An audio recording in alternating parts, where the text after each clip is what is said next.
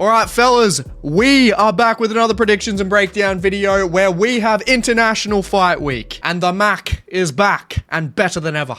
We have Conor McGregor versus his Hawaiian son, Max Holloway, headlining International Fight Week. This is a great card. We're going to go through the whole entire card, and I'm also going to be giving out my fight card awards as well.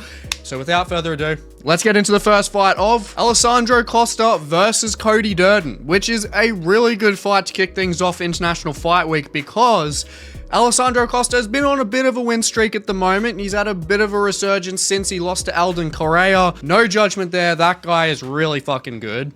But Alessandro Costa, he's gone and beaten Matt Schnell. He's beaten Stuart Nickel.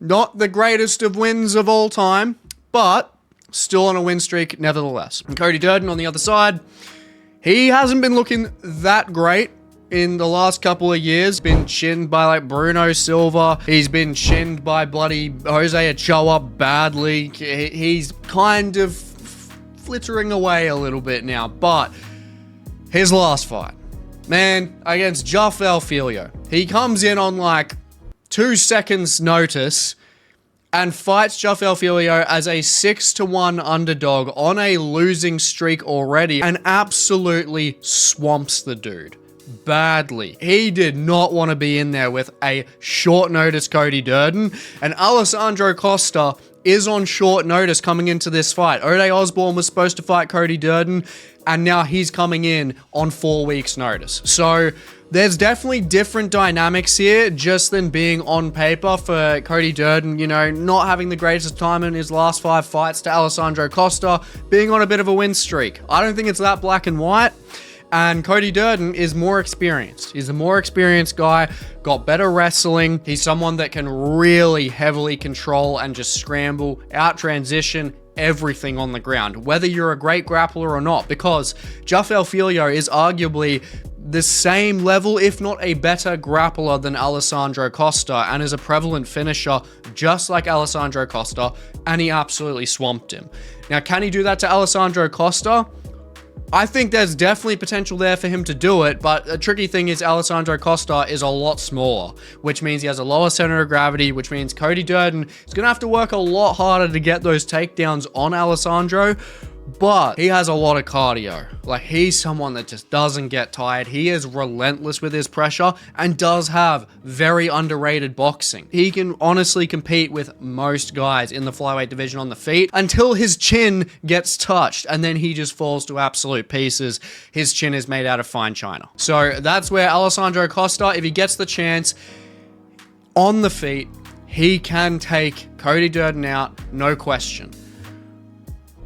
But I'm going with a Cody Durden decision here because I just think the wrestling, the full camp is going to be enough. I think he's going to be able to out-transition. I think he's going to be able to compete with Alessandro Costa on the feet as well. He's, as I said, he's got that underrated boxing, and Alessandro Costa needs to have that distance and that room to breathe to find that shot to take Cody Durden out. Costa isn't someone that really likes to be in the fire. We've seen that against like Amir Albazi. He just gets destroyed. Steve Erceg, he was getting bullied pretty hard. And that's where in this fight, Cody Durden is someone that can bully pretty heavily with that wrestling and that offense against the cage. And I think Alessandro Costa, if he's not finding his feet, I think he's going to struggle with that. But I think Cody Durden in the first round, I think he's going to be able to just outwork Alessandro Costa to start things off, especially being on that full camp.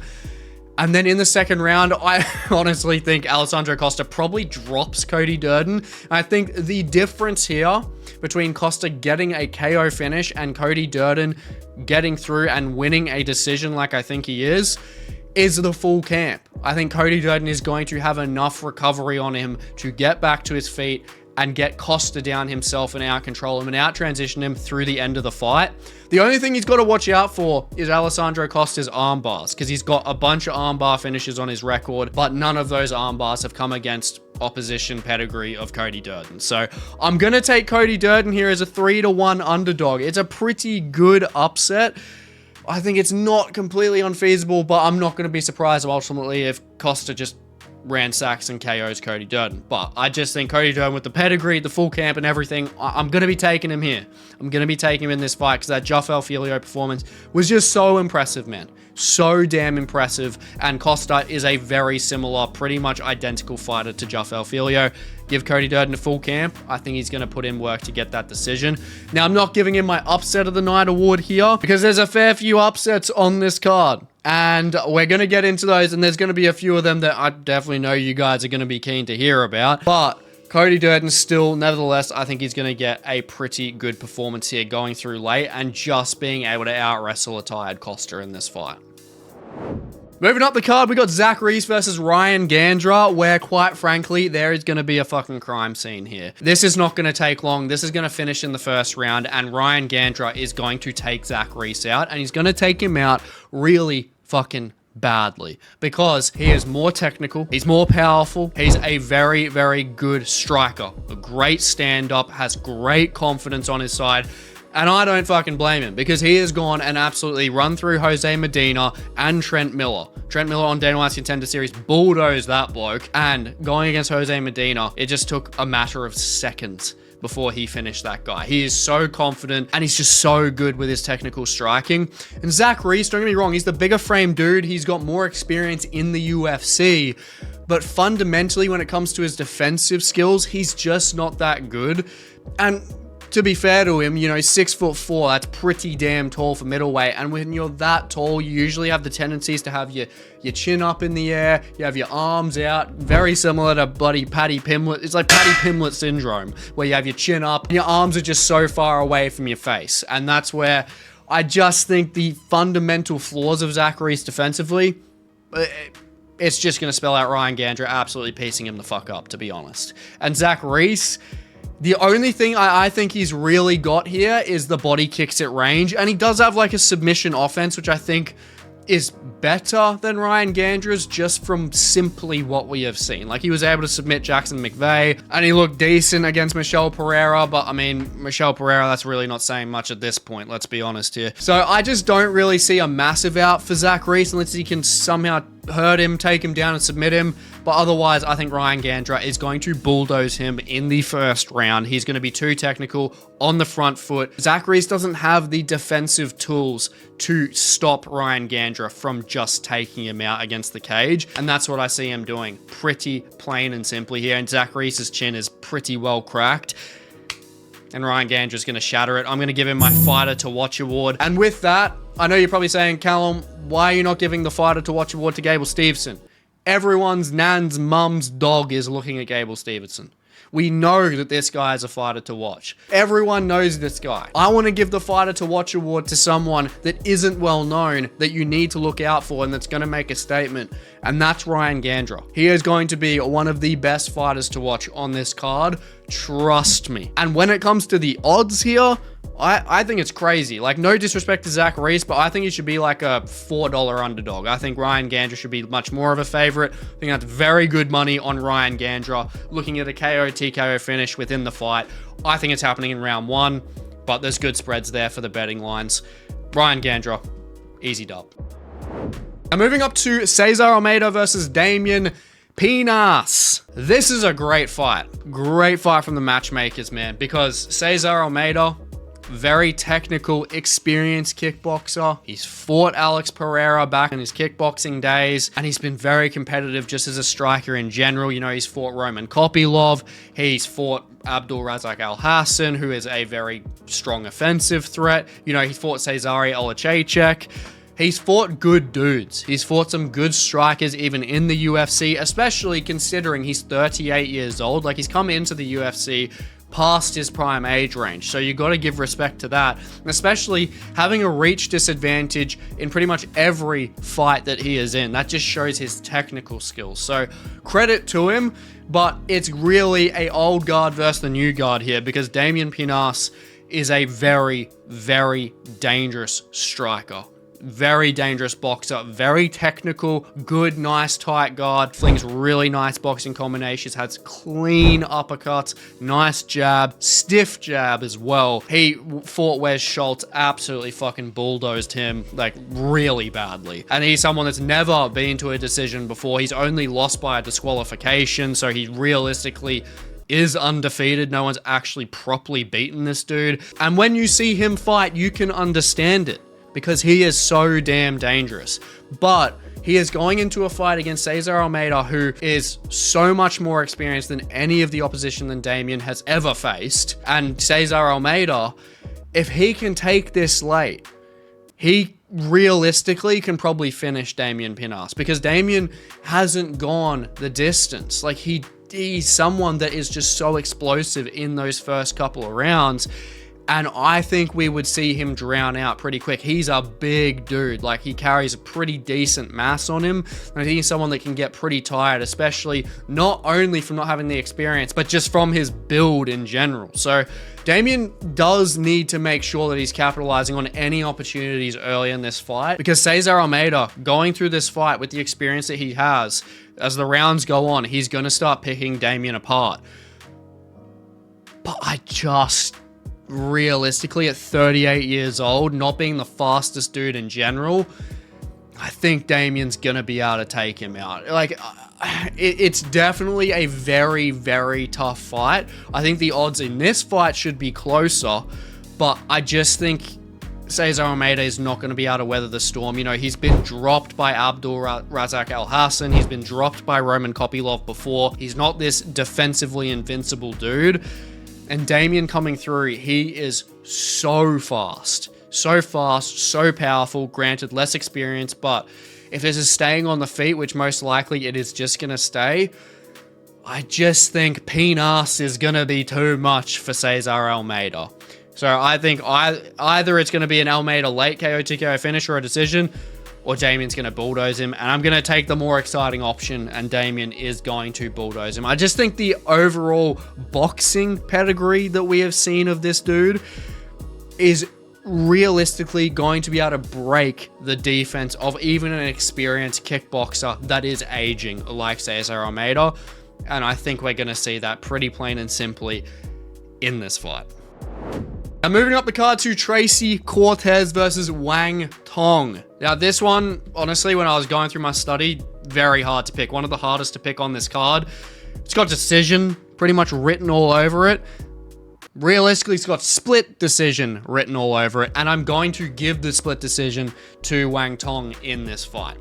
Now, when it comes to why I've given the split decision nod to Wang over Tracy, is that Wang is the more technical striker in general with more tools. Like, she's got the Muay Thai base. She's very, very good with her leg kicks. Like, when she fought Ariane Lipsky in her last fight, absolutely brutalized her leg. She's got the accuracy, the right timing on her leg kicks to just cause damage. And the big problem for Tracy Cortez is if she isn't getting her wrestling off, which I think she can to an extent, but not enough to take the decision in this fight, because Tracy only has the wrestling and the boxing. So if Wang Tong really gets the leg kicks and the body kicks flying early, she's going to force Tracy Cortez to switch stance. And that's where Tracy's just not going to be comfortable against Wang Tong, who's already a more technical and advanced striker than her. But the big problem with Wang Tong, even though she's on a good win streak now, and I think the Gabriela Fernandez absolute exposure of a loss where she got head kicked and then I think subbed, she still admires her work a little bit too much and kind of does like some gimmicky shit in the octagon. And if she is doing that against Tracy Cortez, Tracy is going to have every opportunity to try and get her to the ground, to try and control her against the cage and wind out the clock. And Wang Tong is someone who, when she is trading in striking exchanges, she shows a lot of urgency to just fire back, which is good. It's entertaining, not the greatest when it comes to strike defense. But when it comes to getting down to the ground, she isn't someone that has like this amazing get-up game. She's not someone that completely just scramble, reverse position, get back up to her feet instantly. She's not someone that's going to be able to do that against someone like Tracy Cortez, who is advanced with her wrestling. It's one of those fights where it's going to be more of a control-based game versus a striking-based game. But I just think Wang is just going to be too much for her across the early parts of this fight. I think Tracy has the dog in her to get some really good offense off later into the fight. I just think it's going to be a bit too late. I think Wang is just going to be able to land the numbers. She's going to land more volume. She's got great 1-2s. She's got very fast shots. She's got great hooks to the body as well. When she is able to effectively pressure her opponent backwards, the opponent's in trouble, realistically. And when she is even backed up against the fence, which she showed against Ariane Lipski, she is someone that can really time her count as well. Because one of the best things that Wang Tong does is when she is backed up on the back foot, she is so good at using feints. Really, really good at using feints to keep the opponent guessing and then throw her own counter shots, circle along the outside of the cage to get away and to stop herself getting cornered. And if she stops herself from getting cornered and continues to circle out, Tracy is going to struggle to get her to the ground. And that's where I think Wang, she's just got those advantages there. Pretty plain and simply, she's on a win streak. Tracy Cortez is coming off a pretty bad Erin Blanchfield submission loss as well. So momentum's on her side. Overall, the better striker. But if she admires her work too much, I hope Tracy Cortez beats her. I hope Tracy Cortez out-controls her, out-wrestles her, and, I don't know, lays into her. Because if she does that again, she should have learned her lesson from Gabriela Fernandez. I hope Tracy Cortez wins in that fashion. But if it's straightforward, we're basing it off just this fight analysis, I think Wang Tong, technically the better striker. She'll stuff the takedowns. She will show urgency against the cage when Tracy's trying to control her. She'll get off the cage, and I think she'll just be able to outstrike Tracy Cortez to get a split decision win. Control versus volume. Now moving up the card to Luke Riley versus Kai Kamaka III. Honestly, this was probably like arguably the second hardest, with arguably the hardest to pick, because Luke Riley, minus 315, $1.32. Oh man, he's good. I like him. Is he that good? No, he's not. He against Kai Kamaka, that is disrespectful. Yes, I know Kai Kamaka hasn't been in the UFC for a while. He just debuted again in lightweight, and he looked really good. Granted, he faced some adversity early against Dakota, but leading through the end of that fight, and what Kai Kamaka always does is he's a bit of a slow starter, but he is very technical. And the biggest part about Kai Kamaka's game as a positive is that he is so confident and doesn't overextend himself. He is so economical with his striking game. And someone like Luke Riley, who is more of this aggressive, just KO power hungry kind of striker, that can lead to difficulties moving through the second half of this fight if it gets there. Because realistically, what I'm thinking is we're either going to have Luke Riley absolutely destroying Kai Kamaka in the first half of this fight, or Kai is going to absolutely mince him through the second half of the fight, because Kai just picks up a really good pace as the fight goes on. And Luke Riley hasn't had that many fights that have gone through from round 2.5 onwards. And that's where it's just uncharted territory more so for Luke. And Kai Kamaka is one of the best fighters that he has faced, without a doubt. And if Luke isn't getting past the leg kicks and the jabs of Kai, he's going to get bloodied up. He's going to look like Paddy Pimblett against Gaethje a bit if he's not getting through it. But the biggest thing at the end of the day is Luke still has gone to decisions in his career before. He is still progressing, and is progressing pretty rapidly as a fighter. He is a great prospect, and we saw what happened against Aswell. He was able to pick up the pace fantastically well leading through to the end of that fight. And if it wasn't for that fight, I would be taking Kai Kamaka to honestly probably finish him in the third round, but I'm gonna take Luke Riley by a decision, taking the first and second rounds on impact. I think his shots are just too good. He's just so powerful with his boxing. Don't think he's gonna take Kai out, there's a high probability of it, but Kai moving back down to featherweight in his natural weight class and just being so much more experienced compared to the last time he was in the UFC and how economical he is, and he doesn't take huge risks. I think that's going to keep him defensively sound, but I think Luke is just going to have bigger moments. He's going to have bigger moments in this fight where he's going to take round 1 and round 2 on volume and on damage. And I think if Luke slows down to that point, I think Kai is just going to land better shots in the 3rd round. Probably going to hurt Luke in the 3rd round, but it's going to be too little too late. I'm going to take Luke Riley to extend his undefeated streak. 29-28 decision. Great fight though. Could be a good scrap. Moving up the fight to another piece of matchmaking beauty. We got Cody Garbrandt versus Adrian Yanez. This is just a striker's delight kind of fight. This is a perfect fight to put on International Fight Week. And I can tell you for a fact that someone is going to get fucking chinned badly here, because fundamentally, when it comes to defensive skills, Adrian Yanez's biggest weakness is straight strikes, which Cody is extremely fast with, and Cody's biggest weakness is looping hooks, which Adrian Yanez loves to throw. So someone is 100% going to sleep here. And I think defensively, both aren't the greatest moving backwards. They do struggle to take their head off the center line.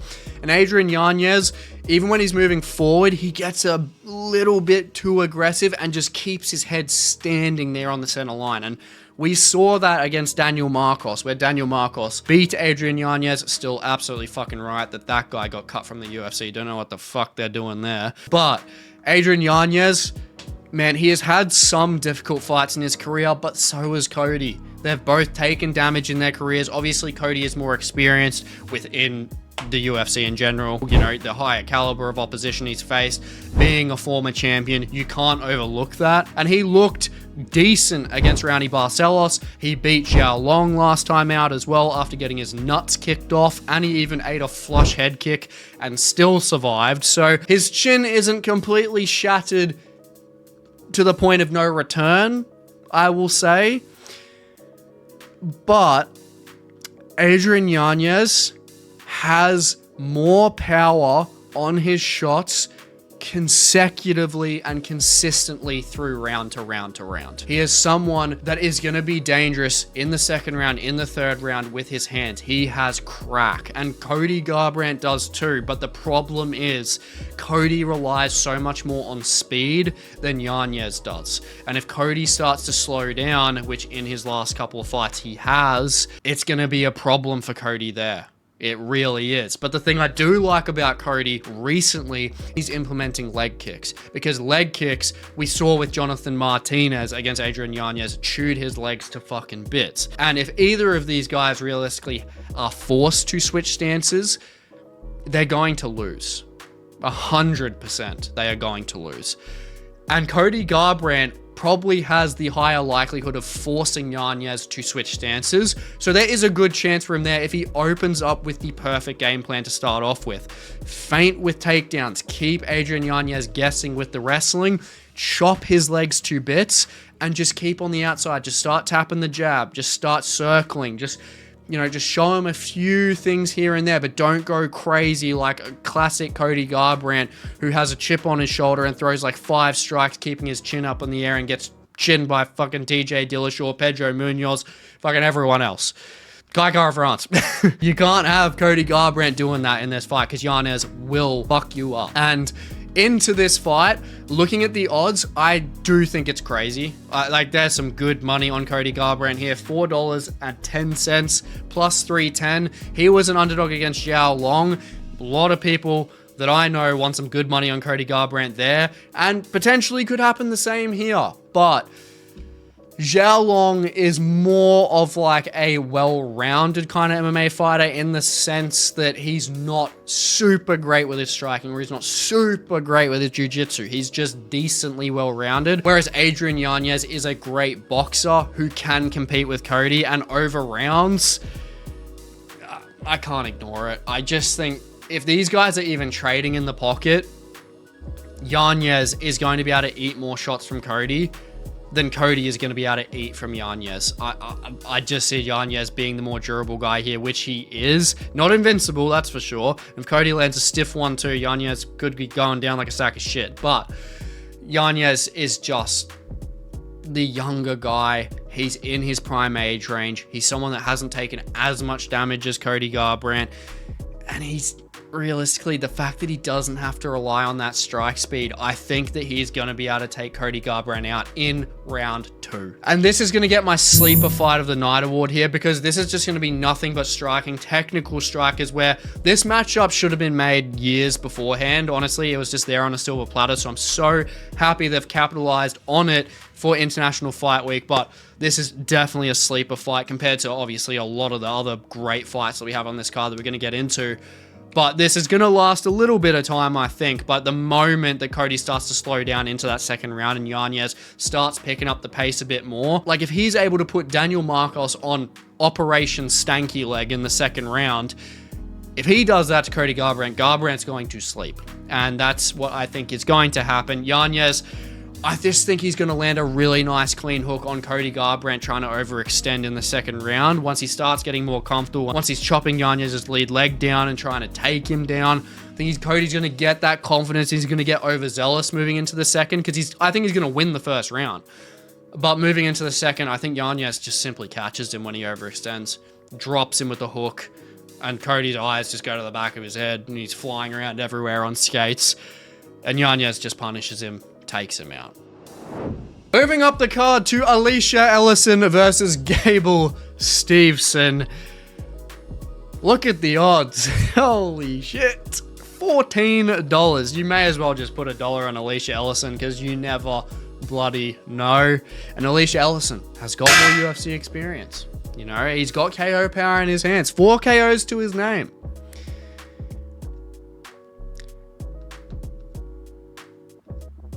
But yeah, that's fucking it. I'm trying to think of anything for Alicia Ellison could be good here. Aside from his reach, 6 inches of reach. I mean, that's good. He could use that.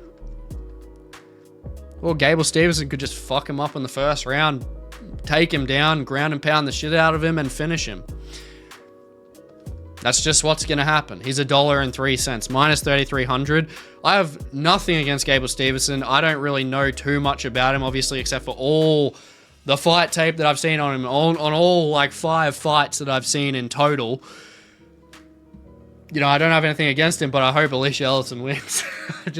I hope he wins, man. Alicia Ellison actually has a really sad backstory. Like, I think he's had some losses in his family and stuff. It was pretty depressing leading up to the Brando Perisic fight. Like on his like the montage kind of cam thing they do before the fight happens. Yeah, it's pretty sad. I was like, holy shit, this guy needs a win. If we can get this win, oh my god, it'd be great. But it's just not happening. The MMA gods have written the script. And the guy who is trained by John Jones out of Jackson Wink MMA, who is super fast, very explosive, much more fast and explosive than Alicia Ellison is. Ridiculously good wrestler, one of the best in America pretty much. And the guy, honestly, even in his dirty boxing debut, man, he's got some nice hands. Nice jab, really nice uppercut for the, 10 seconds that whole fight fucking lasted. But he's even durable. Like in the LFA, he ate a spinning heel kick straight to the equilibrium kick up, like right here. Ate a clean spinning heel kick, just ate that shit and beat that absolute crap out of his opponent. So I'm trying not to be boring here.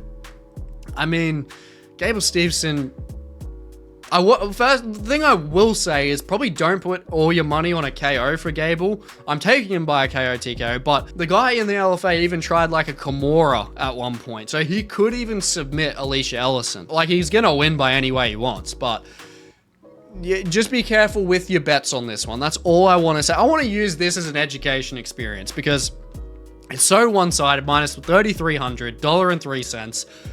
And you're probably thinking like, oh, Gable Steveson probably going to be $1.10 for a KO TKO, just that. So I'm going to put all my money on that. But I would just be very careful with it. I mean, I'd put a finish in general, but I would probably include a submission prop in there because you just never know.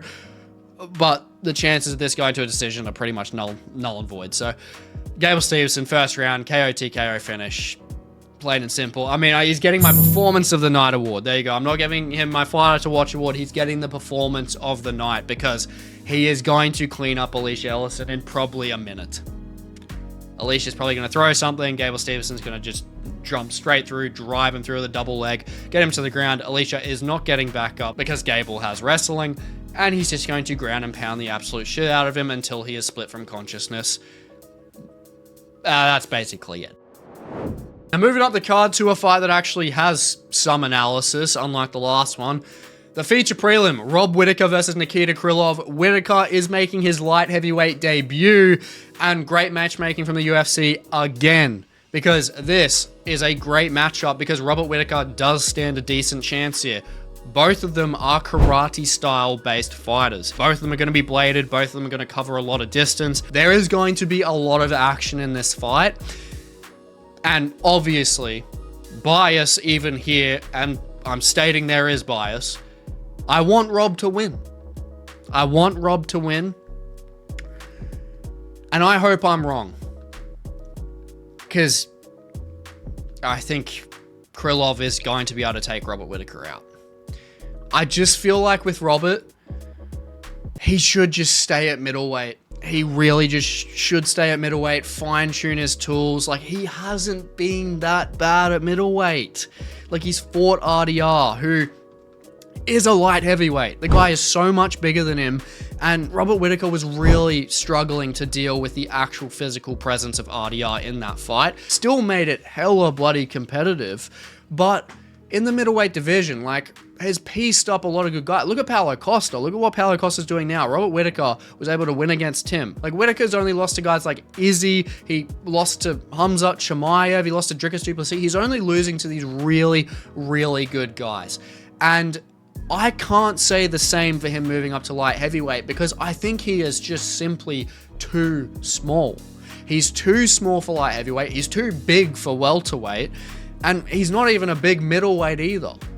So I really think that this isn't a great move moving up to light heavyweight.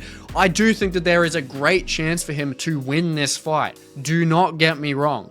Like, if Whittaker is able to jump through and use that speed, because the speed that is going to carry across here is going to be literally his biggest advantage in this fight, along obviously with a lot of the guys in light heavyweight. The technical striking of Robert Whittaker, the lighter man skill is going to be a positive for him, 100%.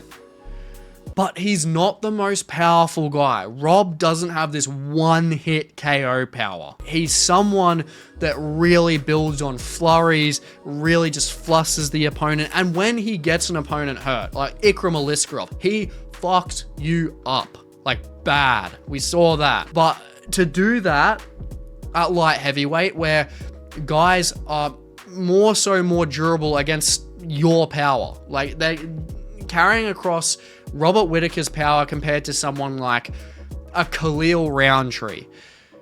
Khalil has more natural power at that weight than Robert Whittaker because he's bigger.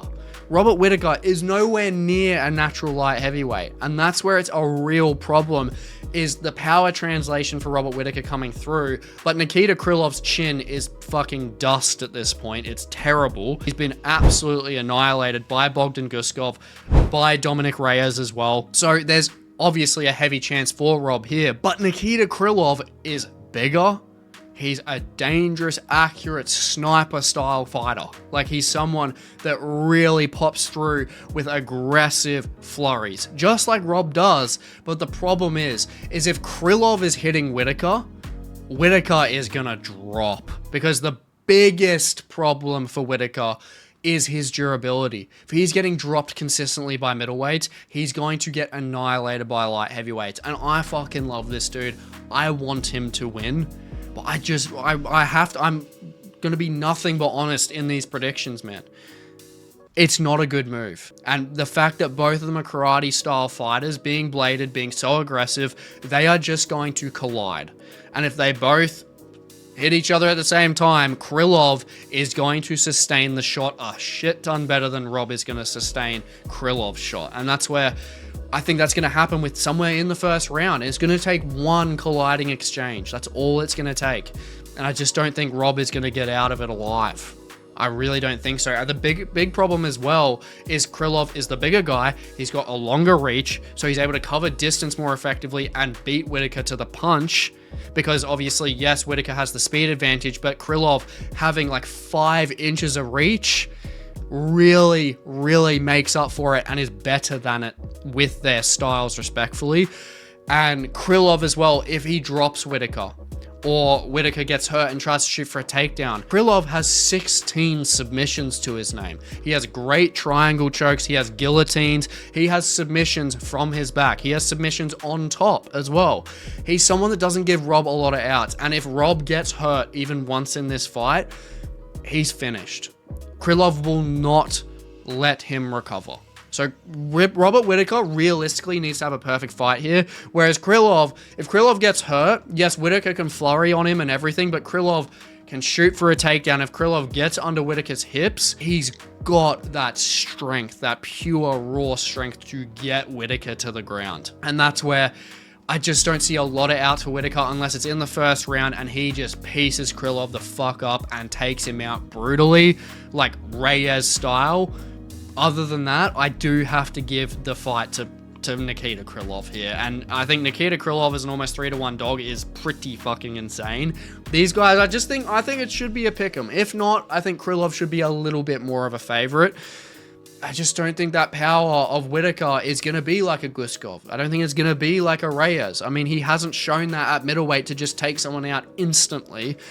And I just don't see that happening at light heavyweight either.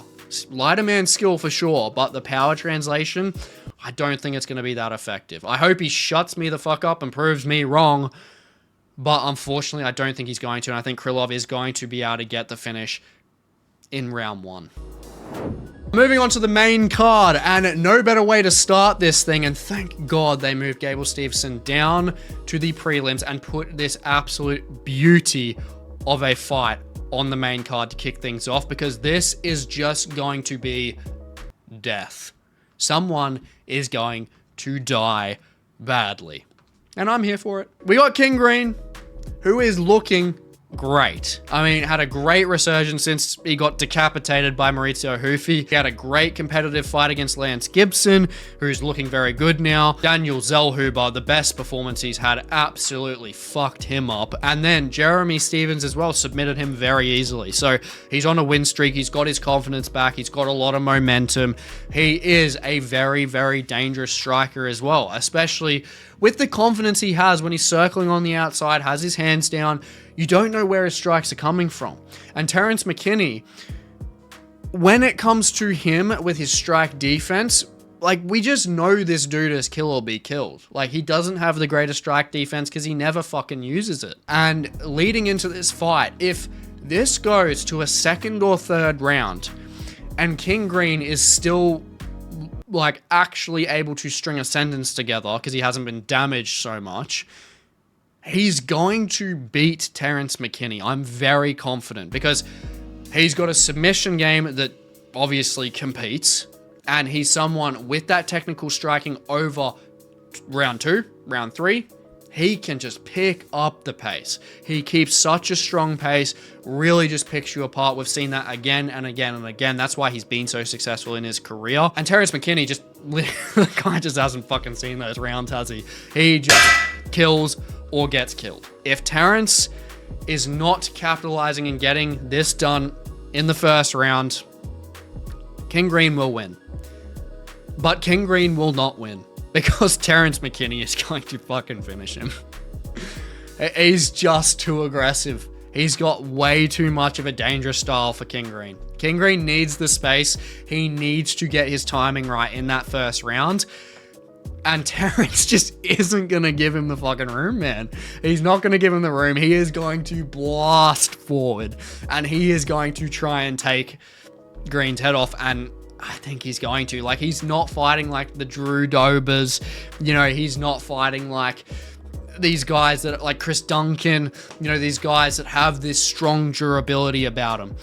Terrence, if he is going against a guy that even has a bit of a cracked chin, he's going to shatter that chin, and Green, unfortunately, fits that bill. And he is going to take him out in the first round against the cage. He's going to get a really nice flurry against the cage.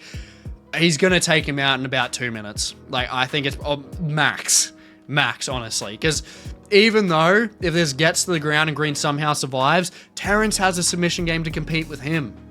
Like, he's got 9 submissions to his name, like, even to his KO TKO. So he's got outs, but yeah, it's literally the straight fact of the matter. If this goes past the first round, give me King Green all day. But while we have a first round, give me Terrence McKinney. I think every one of you can agree with me on this. It's either Terrence folds Green badly or Green just picks him apart and finishes him late. At least Terrence is most likely going to keep his decision record being absolutely fucking 0. But man, I think he's going to get a great win here. This is a great matchup. So good to kick off the main card. Great work from the UFC. And with that being said, I've got to give this my finish of the night award. I got to give Terrence McKinney the finish of the night award here because classic Terrence fashion. And with the opponent he has, Green is good, but doesn't fit the bill stylistically against a guy that is chaotic as Terrence McKinney. He's getting a brutal finish here against the cage. He's going to slump King Green against the cage. Now moving up the card to Brandon Royval versus Loney Kavanagh.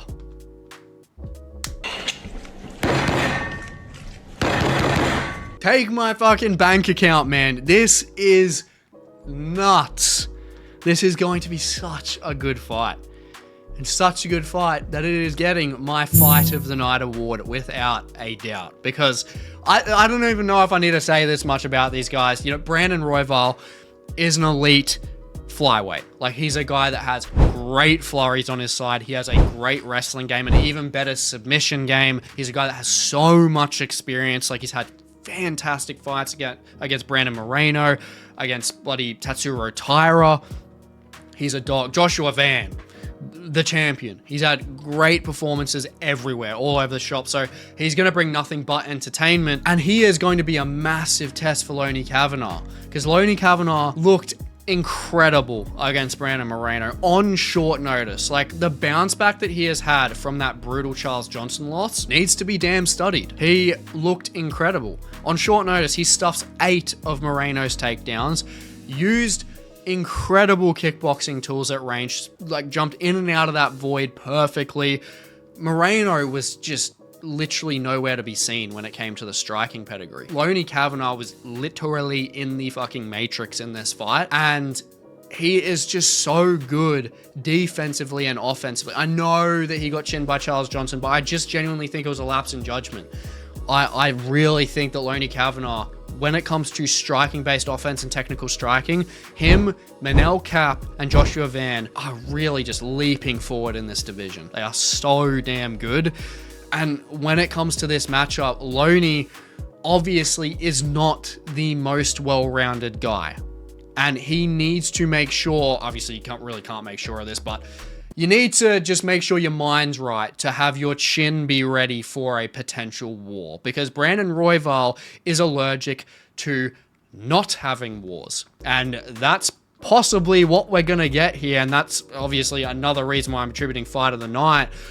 But Loney Kavanagh, if he gets taken down to the ground and Royval is able to impose his will with his grappling early, I think Brandon Royval just wins this fight. I think the submission-based pedigree and the grappling and the transitions with the experience that he's had against top-level guys like Brandon Moreno and the way that he's able to control him, I don't think Loney Kavanagh is going to be able to do a whole lot on the ground. I think he can get up at points, don't get me wrong, but it's going to be more of a struggle because he has to watch out for Royval's submission game. 9 submissions to his name.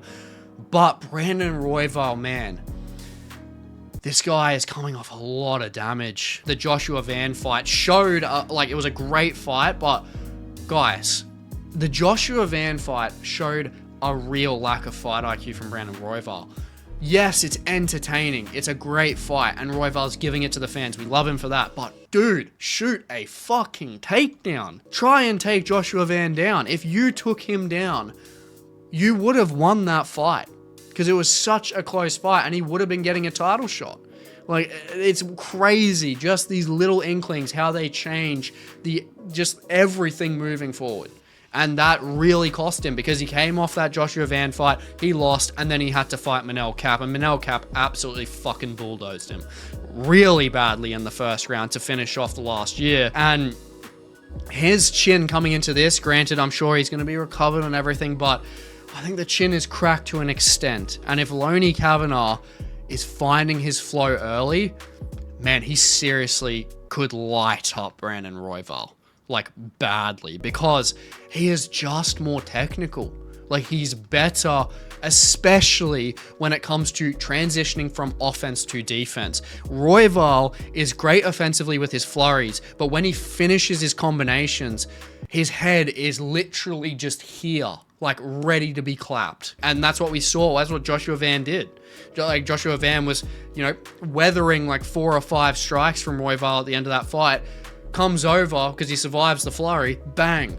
Royval's hands are so low, just gets dropped. And if Loney Kavanagh is doing that, Loney is so fast. And I think Royval is one of the fastest guys in this division for sure. Probably behind Manel Kape, but I think Loney Kavanagh is honestly even, if not faster, than Manel Kape. Loney Kavanagh is so quick, so fast, has great kickboxing tools. And the thing is, Royval's going to have so much to think about. Loney Kavanagh can strike from all ranges. He's got great boxing. He can still strike in the clinch. He's got great takedown defense. He's even got good takedown offense if he wants it. If he wants to mix up his game, which obviously poorly doesn't do because of Royval's submission offense. But Loney just has the tools there. He's younger. He's fresher. He's shown a great performance on short notice after his Charles Johnson loss against a former champion. And Brandon Royval is coming off some pretty tough losses that is really worn on him. And he's getting older. He's still in his prime age range, but it's still hard to ignore to that fact. But Royval is a dog, an absolute dog, a raw dog. So I think to that point, I think he is going to be able to survive it, but Loney Kavanagh, I just think is going to be too much. I think he's just going to be, simply, if Royval is not getting him down early and is imposing his will with the wrestling and the grappling overall, he doesn't have a huge out because Loney, I think, is just going to be able to really multiply his strikes and just add over time. Like, he's just going to absolutely accumulate damage through round 2, through round 3, because he's got the cardio to do it 100%. I just think Royval with his strike defense, it's just such a big crux here. And I think Loney Kavanagh is going to be able to win. Honestly, it really just depends on Royval getting a takedown. I think Loney could either take rounds 2 and round 3, or he could take 1, 2, and 3.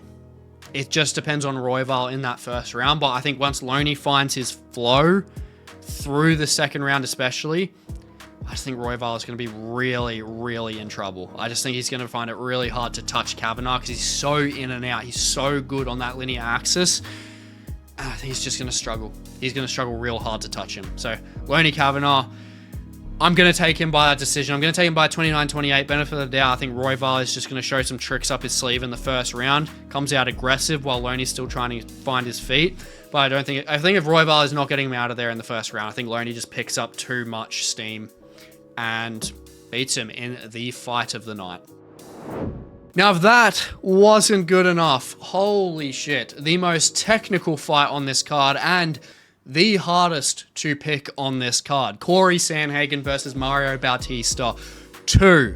Now, if you guys didn't know, Mario Bautista fought Cory Sandhagen in his debut, was decently competitive to a point, and then Cory Sandhagen was able to submit Mario Bautista. And from there, Mario Bautista has just been on this absolute run. Like, he has gone on he went on like an 8-fight win streak. I think it was after he lost to Trevin Jones. Like, he got KO'd miraculously. But Mario Bautista after that point just went on an absolute run. Like, absolutely just started destroying everyone and looked so good. Up until he fought Umar Nurmagomedov. But he looked great in that Umar fight, man. I literally just watched it back today. His transitions, his scrambling ability, his ability to switch. Like, this guy just doesn't stop working. He is so good at just making sure that he is not just staying on his back. Like, he is always working to try and get an advantageous position. And in this matchup against Cory, when it comes to the ground game, like, man, scrambling based abilities, transitional based abilities, they're pretty much dead even. They're physically, like, statistically even, and stylistically pretty much even across the board in terms of advantages. Like, the only thing I'd say is Cory Sandhagen does have, like, better striking in terms of just overall tools. Like, he's a better kicker. Like, he's got good, like, front leg side kicks. He's good with his leg kicks as well, body kicks. Mario Bautista is a bit better when it comes to just his overall boxing. Like, he's very fast with his 1-2s, but he is susceptible to counters. Like, we even saw that against Umar, but he's someone that consistently presses and consistently puts on a good pace. Like, he doesn't have, like, this crazy KO power or anything, but his ability to transition and use his strength is, like, really impressive. Like, he was able to outmuscle Vinicius Oliveira like it was fucking nothing in his last fight. Absolutely mauled Vinicius Oliveira. Forced him up a weight class. That beating was that bad. So, honestly, in this matchup, between the two of them, if it gets anywhere near the cage, Mario Bautista is going to have the advantage literally via pure strength and just his hunger to get takedowns. And speaking of hunger, Mario Bautista is so hungry for this matchup. He called Cory Sandhagen out. He's wanting this win back badly. He's someone that, you know, he wants to avenge his losses. And it's not an easy fight even now, even though Cory was much better than him back then. You know, because Mario was just literally fresh. But now, Mario being so experienced now, and Cory obviously being just as experienced, you know, coming off a title fight, obviously didn't go his way, but still experience is experience. And Fort Davis and Figueiredo absolutely minced him on the ground transitionally. I think on the ground, this is so 50-50. This is like dead even. Both of them don't stop working. They both will try and advance to position, to position, to position. Like, we won't see any wasted time in this fight. No chance. These guys are going to be consistently moving on the feet, striking each other, and we're going to see the ground game as well, where it's just going to be like a 4D chess match. I honestly, I'm really struggling to really pick this, honestly. Like, it's a hard fight to pick. It is really difficult. Cory is so good, has had Mario's number before, but I just think when it comes to, for one, Mario Bautista's hunger to get this win, and two, most importantly, being 3 rounds. I think the fact that this is 3 rounds with Mario Bautista's work rate, he will dog it out to try and get a win. Like, he will never give up, and that's where I've got to give him a decision win here. I'm going to go a 29-28. I think we can see Cory somewhere in the early rounds, probably like the first round with his striking, give Mario Bautista some trouble. But I just think Bautista, I know people are going to fucking hate this, but in a matchup like this, I can't really blame him. I think Mario Bautista needs to go Operation Jose Aldo here. I know, I said it, fucking kill me. Kill me, shoot me now. But he's got to do it, because his biggest strength in this matchup overall is his actual physical strength against the cage to grind his opponents out. And Cory isn't this super strong dude. Great technically at range, decent clinch-based work as well, and scrambling ability on the ground, great. But on the feet, I think if it comes to actual control, I think Mario Bautista is going to be able to make this fight more dirty. I think he's going to be able to use more pot shots. Like, I think he's going to be able to use better strikes against the cage, like knees to the thigh, knees to the body. You know, just these small pot shots. But I think that's literally going to be enough. I think that's going to be enough to get him across the line, because I don't see Cory submitting Mario. I don't see Mario submitting Cory either. And like, when it comes to that ground game, obviously, as I said a million times, 50-50, but on the feet, if Cory finds his flow, like immediately really uses this deep arsenal striking he has, he can fluster Mario and take a decision, which is completely fair to say. Completely fair to say, but I think as an underdog, Mario Bautista is a good pick to take. Like, he's still not my upset of the night, which is crazy now, but I just think Mario, that hunger, man, the hunger, the aggression, his work rate, like the fact that he wants this win, and Cory, he still wants to win, but I think he's still going to be like subconsciously deflated from the fact that, oh, he had his title shot, but he got minced. Like he got minced in that title fight, 50-45. And yeah, it's either Cory's just going to outbox him or Mario's going to be able to out control and pot shot him. And flip of the coin, boys. Flip of the coin. I'm taking Mario Bautista. If you say Cory Sandhagen in the comments, I agree with you. It's just a flip of the coin, but I'm going to take Mario here. Now moving up to Benoit Saint-Denis versus Paddy Pimblett for the co-main event. Great fight. Stylistically identical. And that is where it's a bit of a problem that I'm not really understanding, and I need to know. Put it in the comments below. Am I the only one that is missing something here? Because I don't understand how, when it comes to these odds, that this isn't at least a pick'em. Like, I don't really understand why Benoit Saint-Denis is a -150. It's not the craziest of odds, but is there a clear reason why Paddy is an underdog? Like, I understand that Benoit Saint-Denis probably edges it a little bit in the takedown offense department, and you know, Paddy Pimblett went to a war with Justin Gaethje, had a lot of damage put on him, so he's had a loss of form, and Benoit Saint-Denis has won 4 of his last 5. Like, I can understand that. You know, but Paddy has won 4 of his last 5. He's just lost his last one. But I don't know. I don't really understand it, because, like, I've said this for years. Benoit Saint-Denis, very good grappler. Durable as hell. Great head kicking game. But other than that, his striking's kind of arse. And, you know, me saying that here with Paddy Pimblett, Paddy's striking is nothing to go home and cheer about. It's not. You know, he literally, it is the Paddy effect where you've got your chin up and your hands are fucking out here. That is the Paddy Pimblett effect. And that's where Paddy could have some trouble. Benoit Saint-Denis could head kick Paddy Pimblett's bloody bowl haircut into another dimension. But Paddy Pimblett's also durable as hell.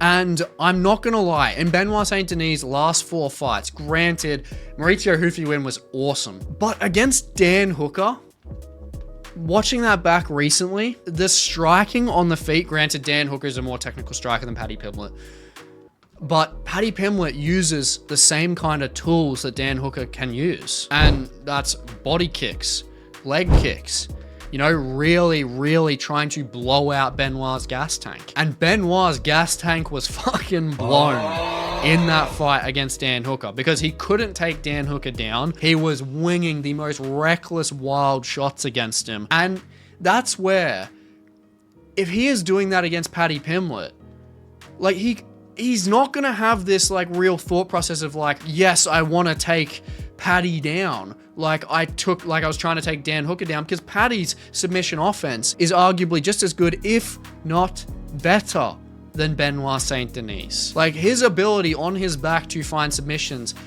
I think, is better than Benoit Saint-Denis' arsenal. Like, Benoit is very good on top, like trying to secure like key locks or Kimuras or arm triangle chokes. Like, he is good offensively in that realm, but I don't see him submitting Paddy like that unless he hurts him extremely badly.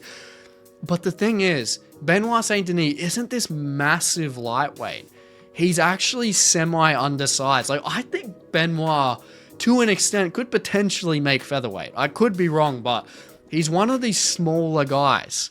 Whereas Paddy Pimblett is so thick, so stocky. He's very strong. Like, I know he's been taken down in past fights before, but it's to that point where he doesn't mind, because his submission-based offense is so good. Whereas in this matchup against Benoit Saint-Denis, he just wings random shots. Like, he doesn't have technical boxing. And Paddy defensively is woeful, but offensively with his hands is a lot better than Benoit Saint-Denis. And I think that is going to make a pretty good difference here. And I think Benoit Saint-Denis being the favorite, I am very much genuinely surprised. And I think Benoit with how reckless he is with his flurries and how fast-paced he is, and with his takedown offense, which he could potentially control Paddy, because even though I think Paddy is better with his submission-based offense, doesn't necessarily mean that he's going to get a submission off. And that's where those two will probably cancel each other out on the ground. And that's where I think Benoit, when it comes to that takedown offense and the flurries and all that, I think he can overwhelm Paddy in the first round, especially Paddy psychologically coming off that Gaethje fight and having those nerves and jitters. I think he's going to have something coming into this fight where he is going to be naturally a bit nervous, where he got the shit kicked out of him in that fight. And Benoit Saint-Denis is a bit of a rabid dog, just like Justin Gaethje is.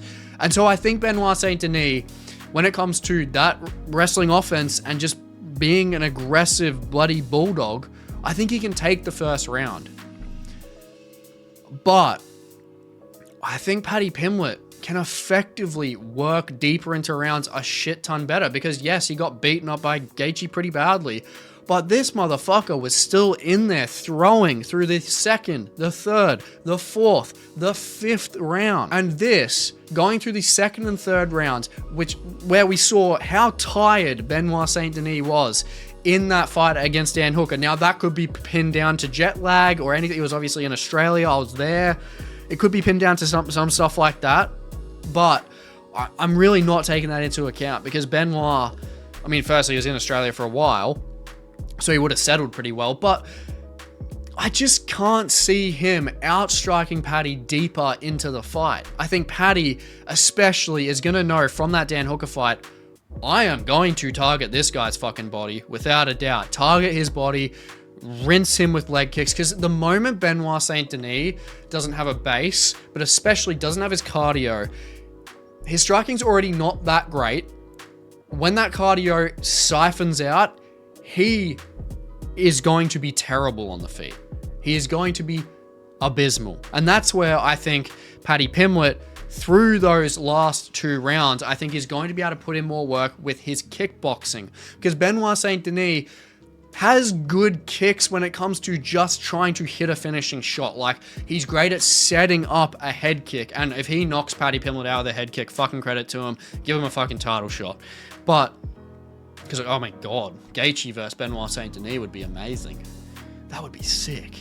So I'm getting off track, but yeah, I just think Paddy Pimblett has the tools here to cancel out Benoit Saint-Denis' grappling early, and also probably gets the advantage with the grappling over the second and third round, where I honestly could see Paddy Pimblett submit Benoit Saint-Denis in the third round, or could see him TKO him in the third round because he's so gassed, or Paddy Pimblett simply outstrikes him, stuffs his takedowns, and just really puts it on him through the second and third round to take a 29-28 decision. I think that's the most likely outcome, to be honest. I think it could go any which way for Paddy within that, but obviously Benoit being the favorite, there's every chance that Benoit could overwhelm Paddy badly, because Paddy isn't the greatest on the back foot. We saw that against Gaethje and the chaos that he really put on him. And if Benoit pushes Paddy on the back foot with how much damage Paddy took in January, Benoit could find the shot to take Paddy out. His chin just might be too cracked. So he could take him out, or he could hurt him really badly and potentially find a submission himself. There is that chance there too, but I just simply think that the Paddy outcome is more likely. And that is where I am going to give my upset of the night award finally to Paddy Pimblett. I think it's a plus 125 to $225. At this point, this is going to swell down. This is probably going to come a pick'em by the time this fight actually comes around. I'm calling it now, but I think this is good money to take now. So if you're watching this video now, I am going to scoop on it. I am going to take up that money now. I'll leave that to you to decide, but potentially could be worth it. Now moving on to Mr. The Mac is back and better than ever.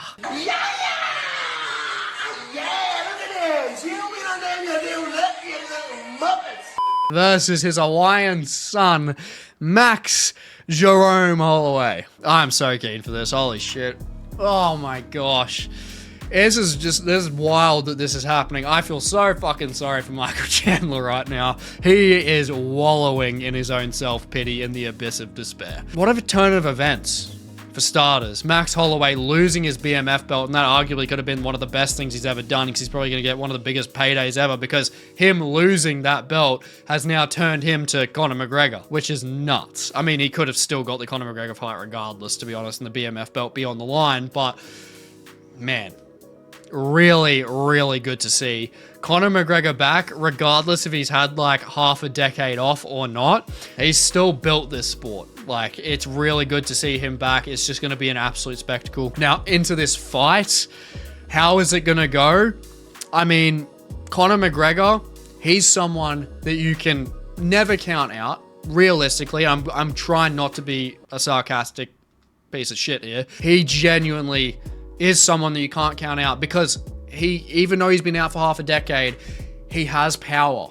Like, he's got KO power. He's got 19 KOs to his name. I mean, that's what's made him, and his technical striking. Granted, he's not going to be as fast as he used to be, but he's still someone that can switch your lights off in the biggest moment. That's just such a Conor thing to do, and it could happen against Max Holloway. There is potential for that to happen. I'm not completely dismissing it. But Max is taking no fucking prisoners here, man. Firstly, he's already lost to McGregor once, and with the fact that he was dominated by Charles Oliveira, he is going to want this win no matter what. Because obviously, if he wins, it's going to be much more of a payday regardless, but it's more so just for his legacy to beat Conor McGregor. If anyone is beating this fucking leprechaun, your career is looking pretty fucking good, belt or not. Dustin Poirier. I just think Max is going to be so dialed. And I think coming into this, I know a lot of people in the MMA space are so heavy on this underdog bandwagon that's going on. Obviously, you know, with Sean Strickland beating Khamzat Chimaev, Justin Gaethje beating Ilia Topuria. So why can't we have Conor McNuggets beating Max Holloway? It's always possible. But there's some pretty fucking big differences in the variables there, fellas. Firstly is the activity and the lifestyle. Conor hasn't been an MMA fighter for half a decade, and he's coming into the top 5, versing one of the best fighters on the planet in Max Holloway. Granted, Conor has fought at welterweight before, Max Holloway hasn't, but this is only just going to help Max, realistically. This is actually more so worse for Conor in this light, because Max, granted, he might not be like as fast, you know, through featherweight and lightweight, but man, the amount of power he's packing going from featherweight to lightweight is so impressive. And him going up to welterweight, he's gonna be slugging. Like, he's gonna have a lot of power, and so is McGregor. And this fight obviously is not going past the 3rd round. It's just not happening, because both of these guys, especially at this weight, have immense power to just knock each other the fuck out. And Max does have to be careful, because obviously since he last fought Conor and Conor took him to a decision, Max has been knocked out and dropped. He got destroyed by Ilia, and he got dropped by Dustin Poirier badly, and he got hurt by Charles Oliveira. His chin isn't the same anymore, and if Conor lands a clean shot with that style he has, Max can go to sleep. 100%. Whether you're a Mac Life fan for life or not, you know, or you're Conor hater for life. Like, the fact of the matter is, Conor McGregor could 100% knock Max Holloway out. He's just simply got that power. But we're looking at this with actual brain cells. Conor McGregor being out for 5 years against Max Holloway, who has been a dominant fighter, an active fighter in the UFC, has been a former BMF title holder, has absolutely minced the current champion Justin Gaethje, and he has got a chip on his shoulder against the guy he's fighting, and really wants to prove himself after that point of that last fight where he got dominated. This is the most dangerous Max Holloway we can probably get. And that sucks for Conor, because especially moving through the 1st round where Conor has the best chance, Max is not going to give him any time to breathe, and Conor is going to need time to breathe. Like, this guy, even in his prime, didn't have the best stamina. But if we move through the 2nd round, literally into the 2nd round, Conor is going to be slow. He's at welterweight, technically not his natural weight class. He's going to be slower. He's not going to have the technical ability to keep up with Max Holloway's speed in that round. It's just, I just don't see it happening. Conor could land some good shots in the first round, but man, I'm going to keep this pretty plain and simple. Max going through a 5-round fight, literally every round that goes by, this is going to get so much more clear for Max Holloway to absolutely dominate this fight. But we're not going far into this fight because Conor has broken his leg. You know, he's been shinned by Dustin Poirier badly in their second fight. Like, he's someone that hasn't fought in such a long time. He's 37 years old. He's someone that hasn't been consistently taking damage or has just been in the scene consistently. He hasn't been putting in these massive hard yards. Like, the video footage we've seen of him is of him, like, beating up these guys that just look like they're from the streets, and he's just bringing them in. Like, casual, just these casual fucking pedestrians. And Max Holloway, man, like, the guy's just been so active. In the last, like, 5 years that Conor's been out, Max has fought like fucking 8 to 10 bloody times. He has been so active, and you can't pass that by, because the only thing that you are hoping on here is Conor landing a Hail Mary. That is the only thing that Conor is going to be able to have to get through this fight and win it.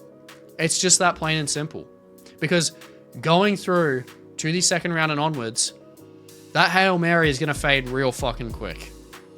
And Max is just going to build. He's going to build, but I don't think he has to build. I think he just needs to lay it on McGregor in that second round, and with the power translation and just the volume and accuracy that Max is going to have at welterweight, he's going to take him out. He's going to take McGregor out in the second round. I think McGregor has some moments in the first round. It wouldn't be a fight without McGregor having something. And I think he's going to have some moments. His confidence is just, you know, through the roof. So credit to him, especially for coming back. But I just don't see him really having any success in this fight to get an actual win. Like, I think he can use some decent leg kicks, chop at Max Holloway, land some nice stiff jabs on Max potentially. And I think Max is going to do a good job of circling on the outside, just making sure that, you know, he doesn't really get into a firefight with Conor, because that is Conor's best chance of taking Max out pretty damn cleanly. And Conor's, man, he's a great striker. We know that. The bladed stance, the accuracy, the timing of him, he can still have that, for sure. In that first round, we can still see a potential prime Conor McGregor. But moving through into the second round, I think that all falls to fucking pieces. Max Holloway just absolutely flurries Conor McGregor in the second round once he starts getting tired, beats him to the punch, gets him backed up against the cage after he hurts him, and just goes on a flurry, drops him, ground and pound, TKO finish. And I think that could potentially be the end of Conor McGregor there. I think he might be done after this fight, unless we get Conor McGregor and Michael Chandler gets his fucking Hail Mary, Hallelujah, Princess Happily Ever After song. But aside from that, Max Holloway is closing off the McNugget stream for International Fight Week. Now, I really hope you enjoyed this predictions and breakdown video, and I really hope you enjoy International Fight Week when it comes along. Please let me know your picks down below. Let me know what you agree with. Let me know what you disagree with. And if you haven't already, definitely just check out the video on the screen for more MMA-based content. And please like, comment, subscribe. It goes a long way for the channel. We are on the road to 5,000 subscribers, so every subscriber, every like, every comment really, really helps out. And aside from that, I hope you enjoyed. Laters.